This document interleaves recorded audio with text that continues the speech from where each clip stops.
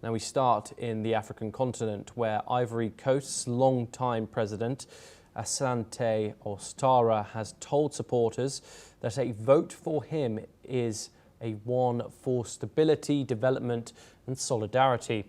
Ouattara has made these remarks during his final rally ahead of an election in which several of his opponents were barred from running. Let's take a listen in to what Ouattara has said. Puis le samedi 25 octobre, votez massivement, car vous voterez pour la paix, pour la stabilité, pour le développement et pour la solidarité. Votez à dos pour la paix. Je vous demande d'être vigilant, de bien surveiller vos différents quartiers. Parce que vous savez, les chiens peuvent toujours passer, hein?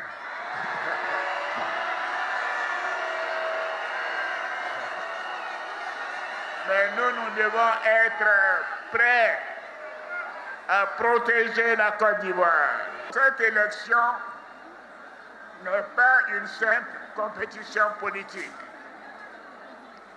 Nous avons redressé la Côte d'Ivoire. Le pays connaît une croissance extraordinaire depuis 2011 et elle doit continuer. Elle doit continuer, en tout cas pour les 5 prochaines années. This election pits Ouattara against 2 former government ministers, as well as the ex-wife of his predecessor, Laurent Gbagbo. Ouattara is the only candidate with the backing of a strong political party, making him the clear favourite. Ouattara came to power after a 4-month civil war that drew on ethnic tensions and was spurred by Gbagbo's refusal to acknowledge defeat in the 2010 election. Meanwhile, the presidential election has deepened divisions between those supporting Ouattara's bid to extend his rule and others calling for new leadership. Let's listen in to what some of the residents of the Ivory Coast had to say. Alassane, vraiment, pourquoi le meilleur candidat? Bon, depuis, quand même, nous on a vécu quand même.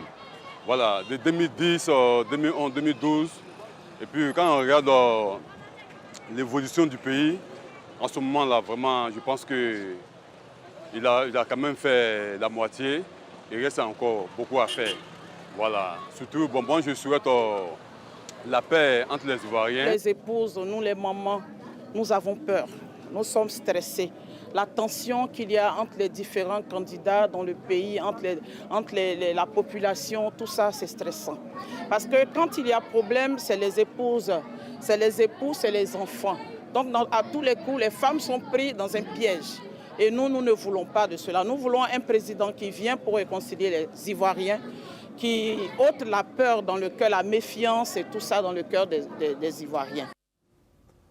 We're now joined by our guest, Anayuga Olongbenga Paul. He's a public affairs analyst and he joins us live from Lagos, Nigeria. Thank you very much for joining us, Ayanuga, here on NewsX World. It is a pleasure to have you. What more can you tell us about this election, and what are the stakes for the people of the Ivory Coast going into it?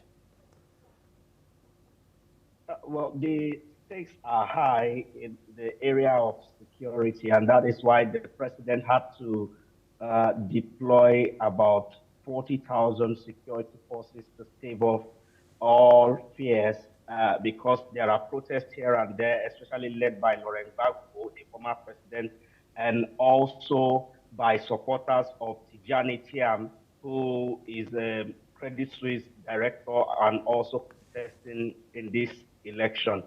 But the challenge is that because the 2 major oppositions, Laurent Gbagbo and Tidjani Thiam, have been disqualified. Tidjani Thiam is disqualified because he holds dual citizenship, French and Ivory Coast citizenship, as at the time he registered for his interest to contest for presidency. Meanwhile, let's not forget that back in 1995, it was this same law that disqualified the current president, Alassane Ouattara, when he showed interest back then to contest for president.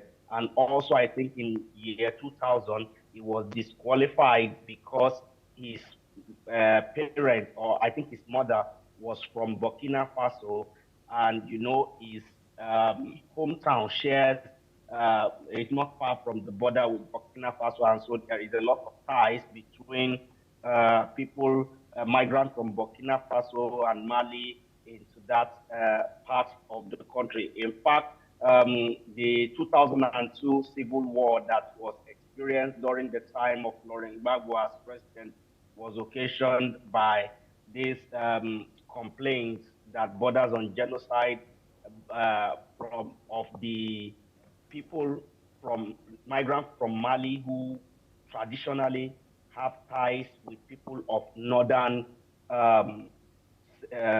Ivory Coast. Now, but the challenge is that now this law is affecting a powerful candidate in person of Tijani Thiam, and because the president has already suffered such ill luck before, so he has every excuse, every right to say, see, the law applied to me, I abided by the law. So you can't say the law should not apply to another person, maybe because you like that person.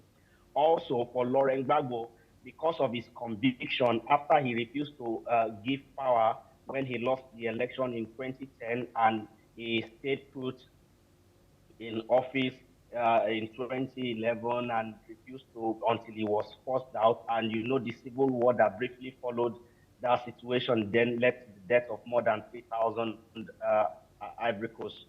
Ivorians. And he was convicted, and that conviction made him ineligible to contest. And many of the other smaller opposition parties candidates, because they are not having the back or support of the bigger opposition party, so it's like a waste of time. And also the fact that they are not even able to form coalition among themselves and present one common front is also giving this incumbent president Alassane Ouattara a free ride, coupled with the economic policies and growth that the country has experienced during his time. He said in one of his last his last rallies yesterday, that he is the only face or hope for continuity for the youth to make the Ivory Coast economy become a middle income economy by 2030, and help the youth to find their feet, get independent, and become economically more responsible. So all these things are working for him, except the fear for disruption or a no-show where there will be voter apathy and there will be very little turnout. I think he is on the beat to win this election and win it for good. Maybe by the next election, when he will be 88, it won't go the way of Nuga. Thank you very much. Do stay with us. We have further news coming out of Africa next, where M23 rebels have denied accusations of a gold theft at a mine in eastern Congo, rejecting claims from the mining company Thwangiza. Cornel Nangia, the leader of a rebel alliance that includes M23, stated that the mine was not operational and only artisanal miners were working there.